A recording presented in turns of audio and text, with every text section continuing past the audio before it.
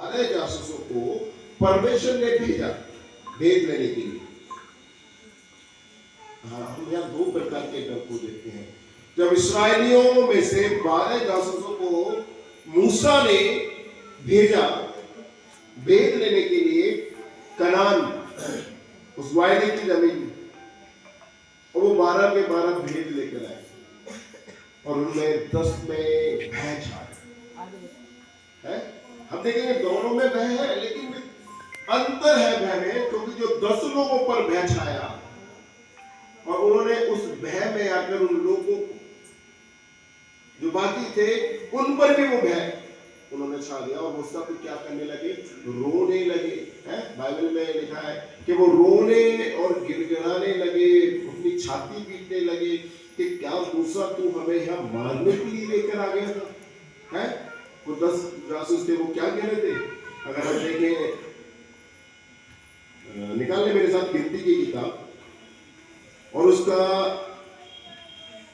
14 अध्याय और उसके 1 से 4 आयत तक पढ़े। जा रहे हैं वहां के लोग, पढ़े फिर से उसको पूरा। दूसरी आयत, और इस्राएली मूसा हारून पर बुड़बुड़ाने लगे और सारी मंडली उनसे कहने लगी कि भला होता कि हम मिस्री में मर जाते व इस जंगल ही में मर जाते, और यहोवा हमको उस देश में ले जाकर क्यों तलवार से मरवाना चाहता है। हमारी स्त्रियां और बाल बच्चे तो लूट में चले जाएंगे। क्या हमारे लिए अच्छा नहीं कि हम मिस्र देश में लौट जाएं? फिर वे आपस में कहने लगे, आओ हम किसी को अपना प्रधान बना लें और मिस्र को लौट चले। तब मूसा और हारून इस्राएलियों की सारी मंडली के सामने मुंह के बल गिरे और नून का पुत्र यहोशू और यहाँ लोग बड़बड़ा रहे किस पर? मूसा और हारून पर कि तू हमें क्या करने लाया है? मारने के लिए आया। हमारी पत्नियां जो है गुलामी में चली जाएंगी, हम क्या करें? वो रो जा रहे। उनमें भय छा गए और ये जो भय है ये गलत प्रकार का डर है। वो भूल गए थे कि जो परमेश्वर राजाओं का राजा, प्रभु का प्रभु, जिसके कंट्रोल में सब कुछ है, डर को अपने जीवन में जगह ना दे। क्योंकि जो डर को अपने जीवन में जगह देगा, बाइबल कहती है गिनती इस 14 अध्याय में जब हम पढ़ते हैं, वो जितनों ने भय आया जिनके जीवन में, उन सबको परमेश्वर ने क्या कर दिया? हला, सबको खत्म कर दिया। सब, क्योंकि जो गलत प्रकार का डर उनमें बैठा था, उस डर से उन सबको परमेश्वर ने क्या कर दिया? कई बार जब आप परमेश्वर के साथ हैं और आपको दुनिया का डर सता रहा है, लोगों का डर सता रहा है, परमेश्वर कहते हैं तुम मेरे लायक नहीं, चलो मुझे तुम्हारी जरूरत ही नहीं है। कोरोना में कितने सारे पास्टर्स ने कहा हम चर्च नहीं लगाएंगे। जिस समय जरूरत थी लोगों को, उस समय पास्टर कह रहे हैं हम चर्च नहीं लगाएंगे, जाओ। वो कोरोना से डर गए। बाद में क्या हुआ? कोरोना ही उनको लेके चला गया। कोरोना से ही मर गए वो, क्योंकि उनके जीवन में कोरोना का डर था। है? इनकी जेब भरता है, और ये डर जो था वो यहोशुआ और कालेब में था। आमीन।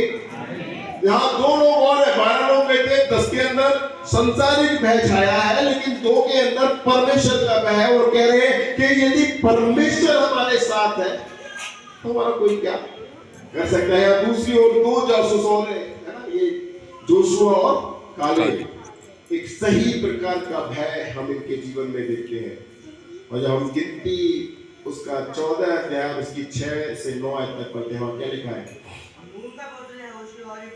यहाँ जी दोनों क्या है, खूबियां बता रहे हैं कि जिस देश को परमेश्वर में देने पर है वो देश उत्तम है, वहां दूध की नदियां बह रही है। वो विशेषता बता रहे हैं कि परमेश्वर हमें कैसे देश में लेकर जा रहा है। केवल हम चर्च में बैठे हुए, कुछ लोग अपने जीवन में श्राप को लेते हैं, कुछ लोग अपने जीवन में आशीष को लेते हैं। ये 12 गए, 10 ने अपने जीवन में श्राप लिया संसारिक भय को देखकर, और 2 लोगों ने आशीषों को देखा। कई बार यहाँ पे वचन जब आपको सुनाया जाता है, आप वचन को किस प्रकार से ले रहे हैं, कौन सी तरह से ले रहे हैं?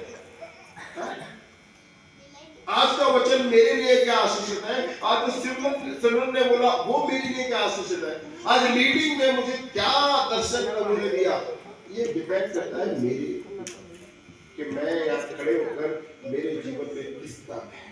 या ये दोनों जासूस गए और ये कह रहे हैं कि नहीं, जो देश परमेश्वर में देने आ रहा है वो तो बड़ा ही सुंदर है। क्या है और आगे?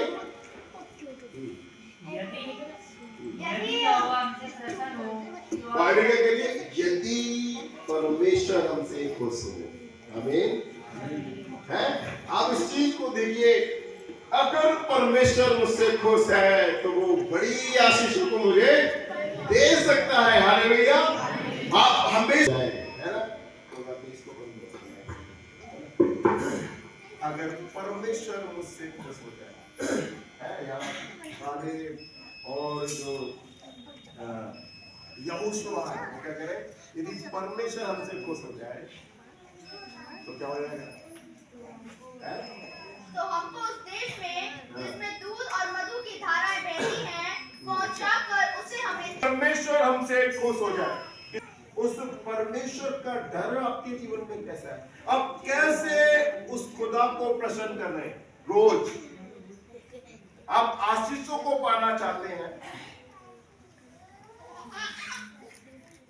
आप उस वायदे की जमीन में जाना चाहते हैं, जो वायदे की जमीन परमेश्वर आपको देना चाहता है, आप कैसे खुदा को खुश कर रहे हैं? और खुदा को वही व्यक्ति खुश कर सकता है जिसके अंदर परमेश्वर का है। अगर मैं सुबह की प्रार्थना में सो गया तो कहीं मुझसे कोई आशीष मिस ना हो जाए। यदि मैं संडे में समय पर नहीं पहुंचा तो कहीं परमेश्वर मुझसे अपना मुख है। यदि मैंने परमेश्वर की सेवा को ठीक से नहीं किया तो कहीं मुझ पर श्राप।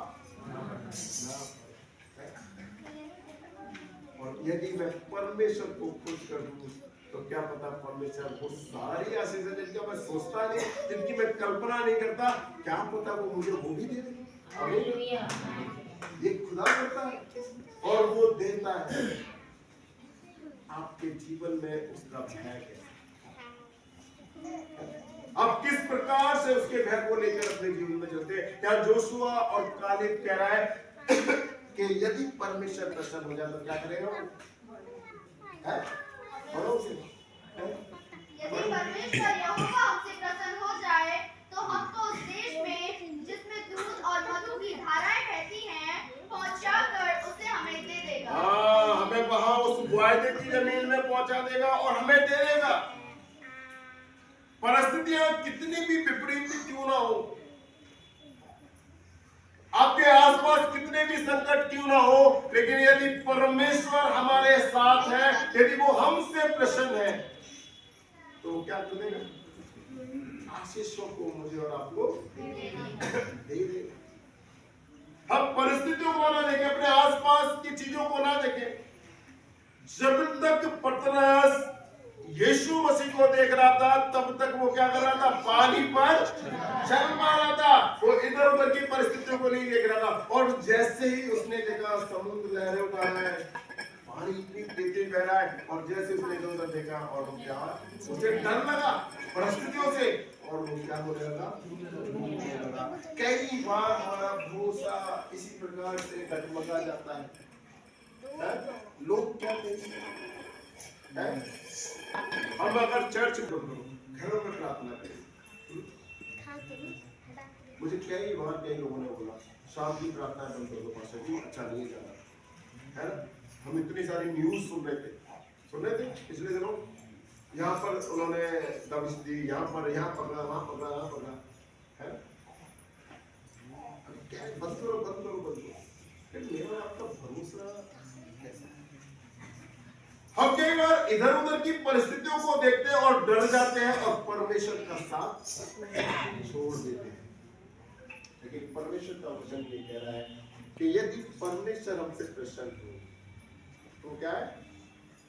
तो हमको देश में जिसमें दूध और मधु की धाराएं बहती हैं इवन वो हमारे विरोधियों को भी हमारा क्या कर देगा, मित्र बना देगा। जो हमारे विषय में गलत सोचते हैं उनको भी क्या कर देगा, हमारे साथ खड़ा कर देगा। ये ऐसा परमेश्वर का वायदा है। वो कह रहा है अगर हम प्रकाशित वाक्य उसका 21 का 8 पढ़ें, परंतु डरपोकों और अविश्वासियों और घिनौनों और हत्यारों और व्यभिचारियों और टोनों और मूर्ति पूजकों और सब झूठों का भाग उस झील में मिलेगा जो आग और गंधक से जलती रहती है। यह दूसरी मृत्यु है।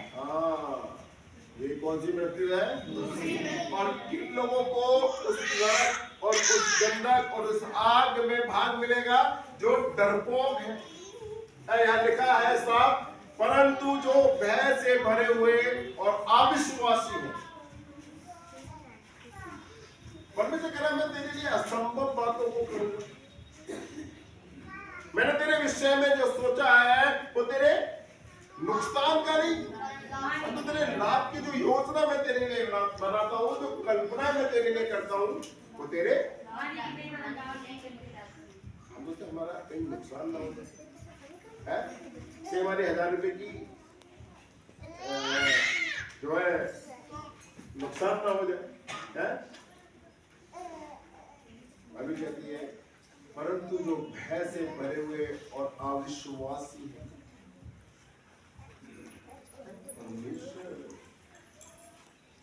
जो हमें जगाता है, जो हमें सांसें देता है, तो वो हमारी जरूरतों को पूरा नहीं करता। हम क्या करते हैं, अविश्वास और चर्च में जाके हमारा काम कर। मैं क्यों उदाहरण देता हूँ? मैंने छोड़ा है काम, मेरे पास सबूत है।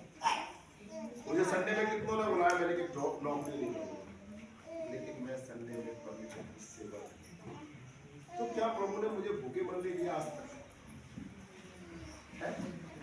लेकिन कई बार हमारे अविश्वास के कारण परमेश्वर कह रहा है परंतु जो भय से भरे हुए और अविश्वासी है और अशुद्ध है और जीवन लेने वाले, शारीरिक पाप करने वाले हैं।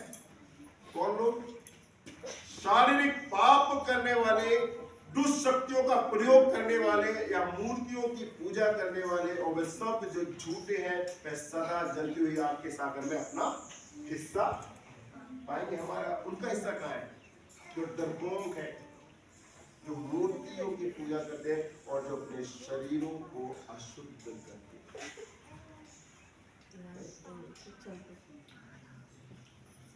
कैसे अपने शरीरों को अशुद्ध करते हैं?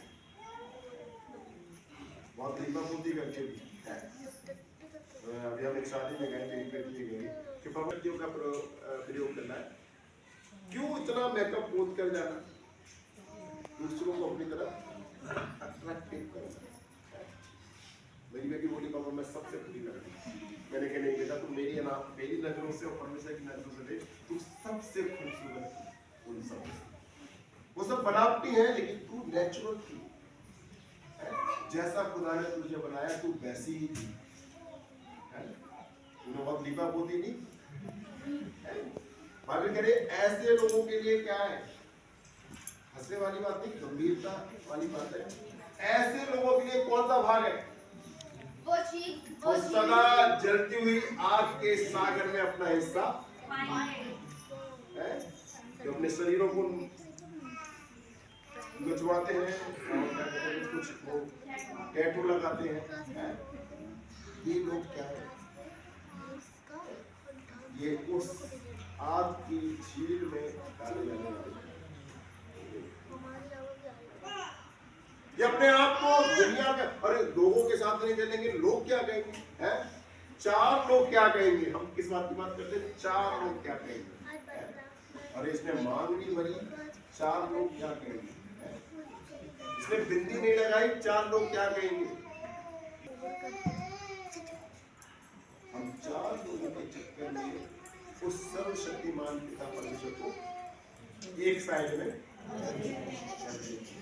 उसका भय हमारे लिए जरूरी नहीं, लेकिन हमें उन 4 लोगों का भय बहुत जरूरी है। तो सबसे पहले आपको गिराने की कोशिश है। वो 4 लोग हैं हम 4 लोगों के लिए केवल हम एक परमेश्वर का घर बने।